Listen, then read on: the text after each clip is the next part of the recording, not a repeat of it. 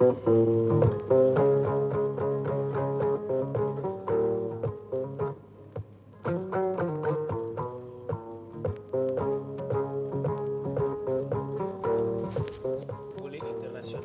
donc de mettre fin à cette émission, est-ce que vous avez peur, Monsieur le Premier ministre, de l'échéance de l'après 2015? Est-ce que vous nourrissez des inquiétudes par rapport à 2015, à l'après 2015? Non, mais pourquoi le Burkina Faso... Parce qu'il y a des rapports qui ont été produits par Crisis Group, par exemple, qui estiment que l'après 2015 est un tournant très décisif dans la vie de la nation burkinabé. Et si le virage n'est pas négocié... Oui, avec ou sans le président du Faso Blaise Moi, Compaoré. je suis un homme optimiste. J'ai la chance, ça fait bientôt 30 ans que je travaille. J'ai la chance de vivre dans un pays pacifique. Je n'ai aucun doute que les Burkinabés voudraient que demain, leur pays soit ce qu'a été certains pays dans un certain passé. Le président Blaise Compaoré a un mandat. Il travaille à réaliser les ambitions de son mandat. On verra, 2015, c'est bientôt. Mais moi, je reste serein parce que je ne pense pas à un chaos comme le disent les uns et les autres, parce que nous allons toujours trouver des solutions à nos problèmes. Et je pense qu'il fait la spécificité du Burkina Faso et qui fait que nous arrivons à nous en sortir. Le Burkina émergent en 2015, ça c'est ce que vous attendez? Nous sommes aujourd'hui à un taux de croissance de 9%. Peut-être que l'année prochaine, bon, cette année, avec les fluctuations, les prix, tout ça, on va être autour de 7%. Mais notre ambition, c'est d'avoir un taux de croissance à 2 chiffres avant 2015. Et je pense que c'est ça les signes d'un Burkina Faso émergent. Mais nous souhaitons avoir une croissance inclusive, pas seulement les taux. Ce n'est pas ça qui est le plus important, d'avoir 10 ou 12%, ce n'est pas le plus important. C'est s'assurer pour que le Burkina soit émergent, que les revenus sont repartis, que chacun en profite et que chacun apporte sa contribution à la cagnotte. Monsieur le Premier ministre, le traité d'amitié et de coopération entre la Côte d'Ivoire et le Burkina, vous étiez à Yamoussoukro il n'y a pas longtemps, prévoit donc de grands projets tels que des autoroutes, des chemins de fer. À quand le début effectif de mise en œuvre de ces grands chantiers qui sont attendus donc par les deux peuples ivoiriens et burkinabés? Non, la plupart des grands chantiers sont, je peux me répéter, sont déjà en marche. Alors, vous vous souvenez que il y a 3 grands projets majeurs qui nous concernent. Il y a d'abord le projet de Tambao, qui est donc la réalisation du chemin de fer, qui va nous permettre donc d'évacuer le manganèse de Tambao et à Abidjan. Nous avons signé du côté de Burkina Faso le 12 août 2012 une convention avec Pan African Minerals qui a fait un très bon travail et qui a de grandes ambitions. Nous fondons l'espoir que Pan-African puisse réaliser le chemin de fer. Alors, et si cela est fait, je pense que beaucoup de choses vont nous permettre, nous allons pouvoir évoluer encore plus. L'autre, nous allons travailler sur le programme énergétique une fois de plus. Là également, je pense que les projets sont en bon terme. Il y a également l'acheminement des hydrocarbures avec la mise en place d'un pipeline qui va permettre donc de relier la Côte d'Ivoire au Burkina Faso. Il y a bien sûr, comme vous savez, nous avons signé à cette occasion-là plus d'une vingtaine de conventions, de partenariats qui vont être faits dans divers secteurs. Donc, il faut vraiment saluer ce dynamisme entre les deux pays, grâce, je crois, à la vision partagée des deux chefs d'État, donc de Côte d'Ivoire et de Burkina Faso. Le Burkina est bien connu pour son président médiateur dans la sous-région, faiseur de paix. On se demande s'il ne faut pas travailler à en faire un patrimoine du Burkina. Et ça fait qu'à l'extérieur, beaucoup de gens se posent cette question. Après Blaise Compaoré, est-ce que la sous-région ne va pas sombrer dans une certaine instabilité? Nous avons tous lu le rapport de Crisis Group dont mon confrère avait annoncé tantôt.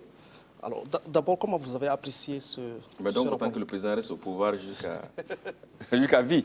Non, c'est plus une boutade. Non, je pense que l'analyse, elle est quand même elle est préoccupante parce que notre sous-région a été particulièrement ébranlée depuis maintenant près de 20 ans. Et il faut reconnaître, sincèrement dit, ce n'est pas parce que moi je suis Premier ministre du Burkina Faso parce que le président Blaise Compaoré a énormément apporté à cette sous-région.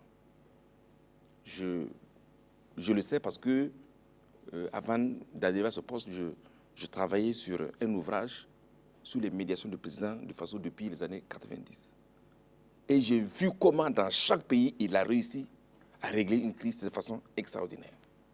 Je comprends que les gens soient préoccupés si le jour où il n'est pas là, qui aura cette stature, qui aura cette patience, qui aura ce flair pour réconcilier des partis souvent très difficiles. Une fois de plus, moi, je suis un homme optimiste et je reste convaincu que la sous-région trouvera toujours des ressorts pour régler ces problèmes, ces conflits. Et qu'est-ce que ces médiations rapportent au Burkina? Peut-être une dernière question. La stabilité. Imaginez-vous si on n'avait pas résolu la crise en Côte d'Ivoire. Vous savez, les conséquences que la crise en Côte d'Ivoire a eues pour nous, on parle de l'électricité.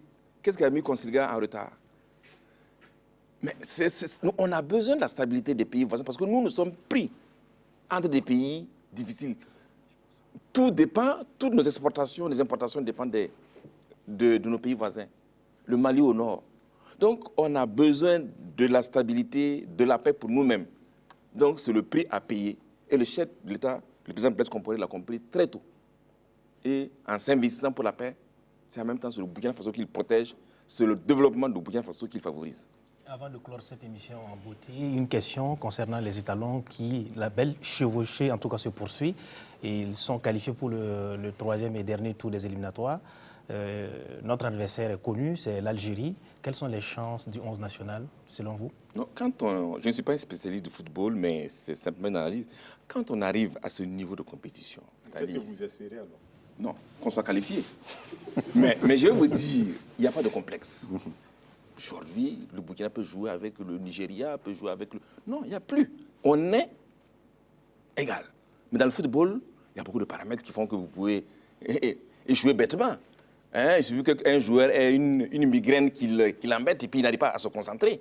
Donc, ce sont ces paramètres. Déjà, au niveau où nous sommes fiers d'avoir une équipe qui fait la fierté du Burkina Faso aujourd'hui. Maintenant, ce sont les autres pays qui ont peur de nous. Et je crois qu'il faut que nous puissions tous nous mobiliser, que nous puissions tous prier, que nous puissions aller voir nos féticheurs la commission pour que ce rêve que nous avons puisse aller loin. Je sais que mon ministre de l'économie et des finances va se pouvoir, bon, lui, même s'il est au fond de lui-même, il sait qu'une qualification à la Coupe du Monde, ça induit également sur des coûts, des charges. Mais ça, nous n'allons pas regarder ça parce que c'est une ambition. C'est un rêve et c'est une première et au fond de mon cœur, je suis convaincu que nous serons qualifiés. Merci bien, Monsieur le Premier ministre. Merci de vous être prêté à nos questions, même les plus impertinentes. On se retrouve dans un mois pour un autre numéro de dialogue avec le gouvernement, certainement avec un des ministres qui se trouve là.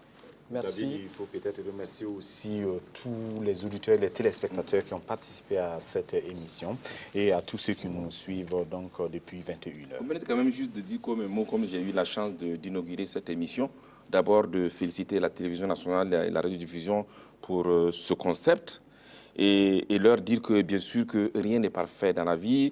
Peut-être que ce soir, je n'ai pas pu répondre de façon précise à toutes les questions. Vous imaginez, bon, c'est vrai en tant que chef de gouvernement, et les ministres sont là, ils reviendront sur les préoccupations donc, des téléspectateurs. Ils pourront aller plus en profondeur que moi parce que ici, je n'ai fait qu'une analyse globale. Et vraiment, je souhaite longue vie à cette émission, qu'elle puisse permettre aux Burkinabés d'être mieux informés sur l'action gouvernementale.